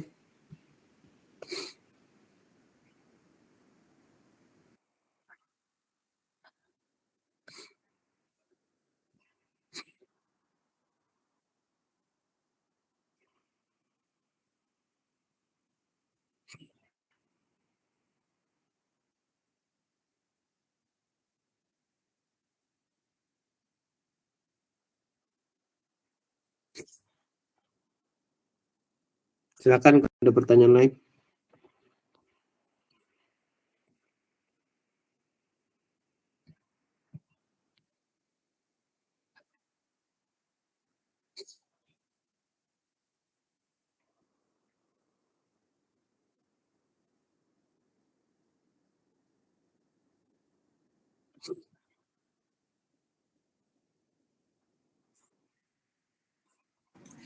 Mana ini guys suaranya ditanyain sama Kak Zaki tuh. Kalau misalnya nggak ada pertanyaan tentang Python ya boleh, tentang apa aja bebas gitu. Kita masih ada waktu 20 menit.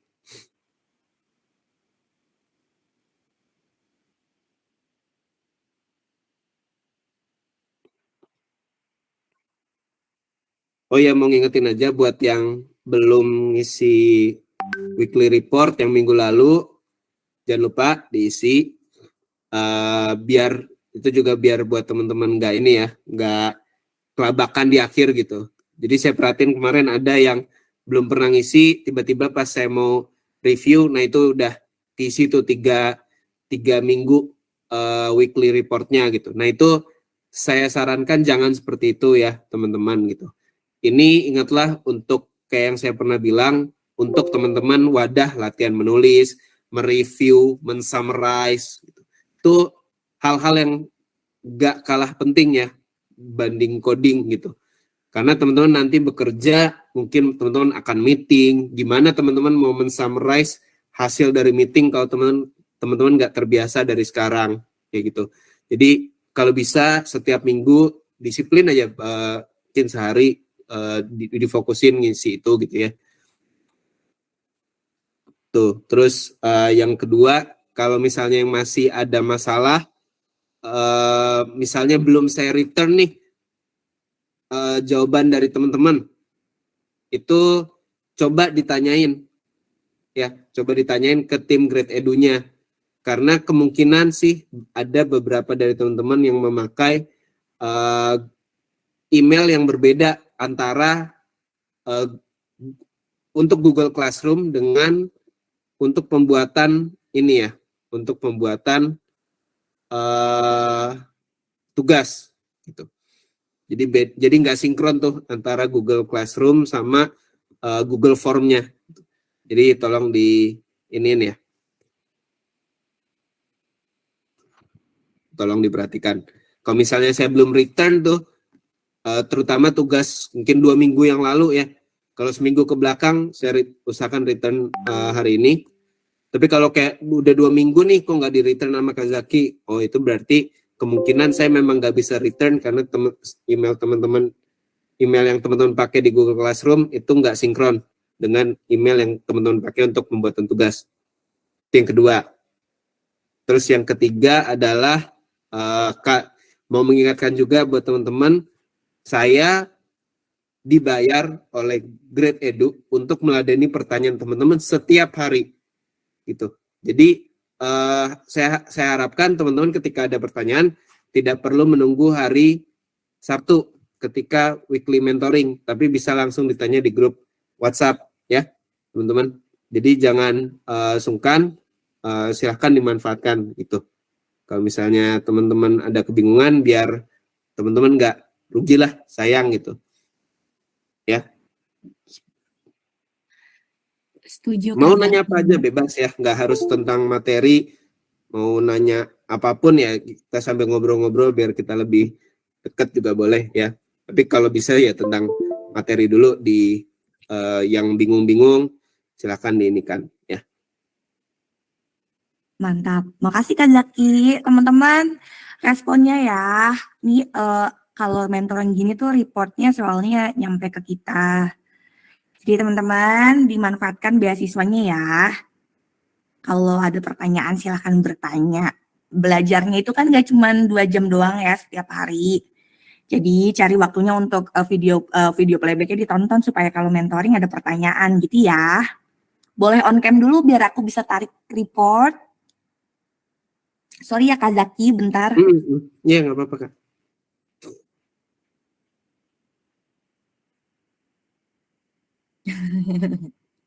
Yang semangat dong, jangan mentang-mentang data analis jadi introvert gitu, diem aja. Ngomong. Kalau data analis sebenarnya ini ya, jangan sampai pendiam karena itu tadi data analis itu ibaratnya adalah pertengahan. Kalau misalnya orang product management tuh orang yang paling ekstrovert bisa dibilang karena bisa meeting seharian. Terus seorang software engineer itu adalah orang yang paling boleh introvert gitu ya, nggak usah ngomong sama siapa-siapa, yang penting code-nya beres. Data analis itu adalah yang di tengah. Kalau bisa tuh teman-teman nggak akan terhindar tuh dari meeting segala macam. Jadi latihan ketika ada kesempatan misalnya kayak gini, harapan saya sebenarnya open mic aja nanya gitu kalau misalnya bisa ya. Karena ngomong dengan menulis itu 2 skill yang benar-benar berbeda meski masih sama tentang communication. Tapi ketika kita ngomong itu beda banget sama ketika kita nulis. Kalau kita nulis kan bisa hapus dulu terus kita ketik ulang gitu. Tapi kalau misalnya untuk ngomong nggak bisa gitu. Ya, di mumpung ada nih kesempatan teman-teman, kalau sama saya mah santai banget gitu. Saya orangnya kalau misalnya ada yang saya rasa bisa teman-teman improve, saya pasti ingetin teman-teman. Gitu. Tapi saya nggak bisa ngingetin kalau teman-teman nggak ngomong gitu. Kalau teman-teman nggak latihan menulis, kalau misalnya teman-teman nulisnya juga di weekly report cuman ya hari ini belajar ini gitu. Nah itu buat ini juga lah, buat itu tadi latihan menulis, buat catatan pribadi teman-teman juga sih mestinya gitu. Sekalian aja gitu. Jadi misalnya teman-teman nyatet nih mau di copy paste ke situ nggak apa-apa sih kalau menurut saya ya. Gitu. Malah saya senang, oh anak ini berarti memperhatikan gitu.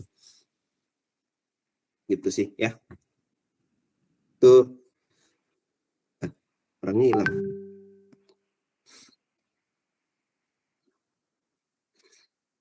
Ada iPhone sama 15 juta di akhir, saya aja nggak tahu.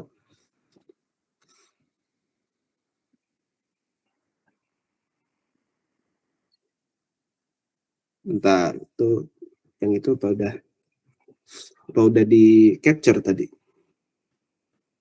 Saya tanya dulu ya.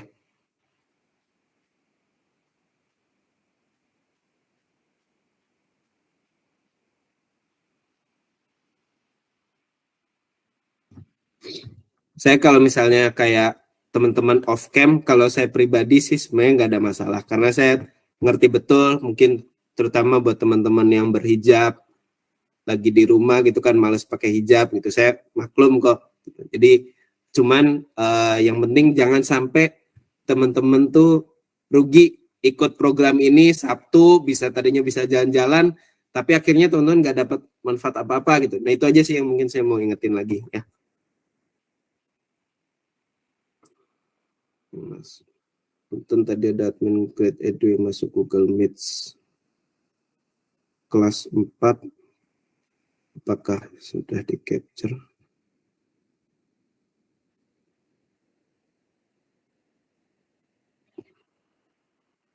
Soalnya kayaknya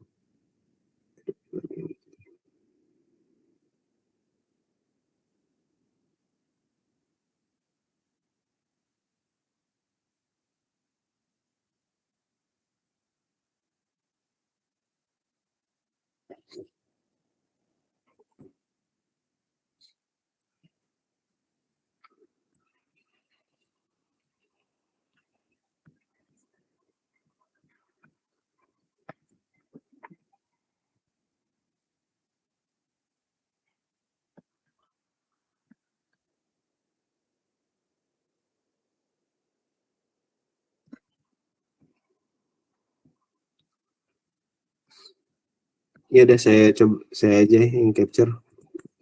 Nah.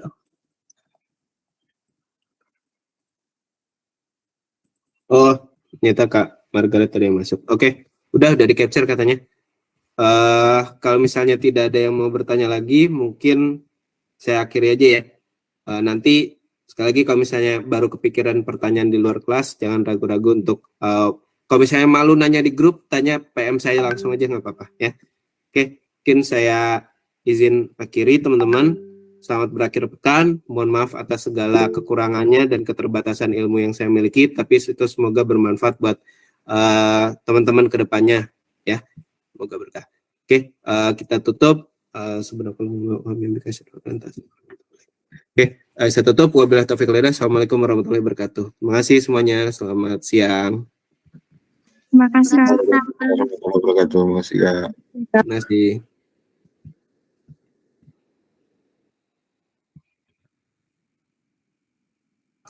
Izin lab, Kak. Ya, Mangga, silakan. Thank you.